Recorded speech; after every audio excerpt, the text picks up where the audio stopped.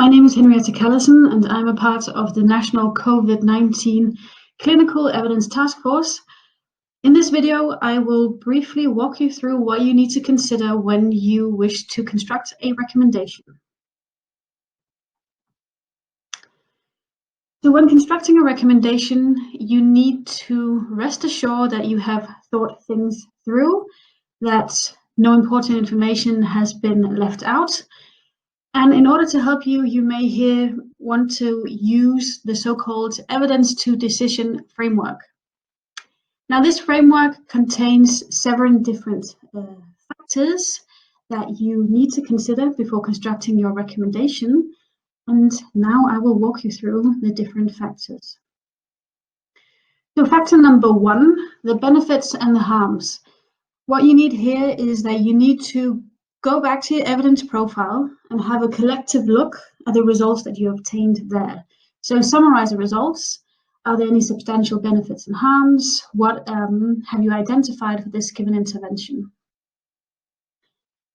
Factor number two is that you have to have a look at the overall certainty of the evidence. So if we have a look at the evidence profile again, for each of the outcome that is presented in the evidence profile, you have rated the certainty of the evidence for the individual outcome.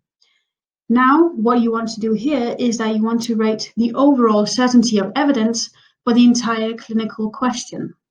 And here, the overall certainty of evidence relies on the lowest quality, or the lowest level of certainty for the critical outcome. So in this particular example, we have been looking into coffee with caffeine versus decaffeinated coffee for university students. In this made-up example, we have two critical outcomes, one being mortality and one being quality of life. Mortality, the certainty of the evidence for this outcome has been rated as very low, whereas quality of life has been rated as being low. This means that for this particular clinical question, the overall certainty of evidence will be very low. The third factor that you need to consider when constructing a recommendation are the patient preferences and values. So given the benefits and the harms that we have seen in the evidence profiles, do we expect that all patients would want the intervention? Are there expected variations? Are there specific patient groups that would more likely want an alternative option?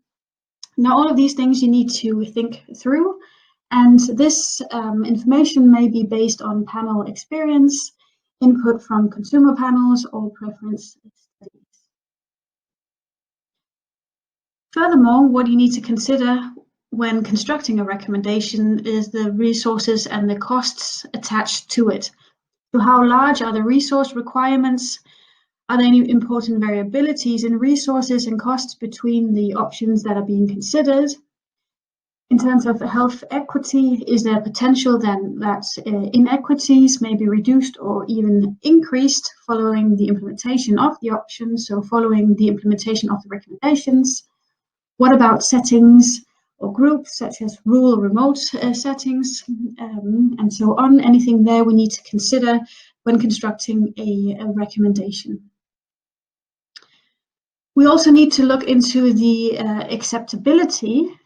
So is the option that we are looking into given a recommendation is the option acceptable to the people that will be affected by it? So this includes both the patients, but also the clinicians and those responsible for implementing the recommendation.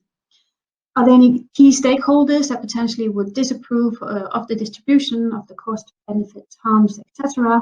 Of these things we need to write down and make people aware of when we're constructing a recommendation.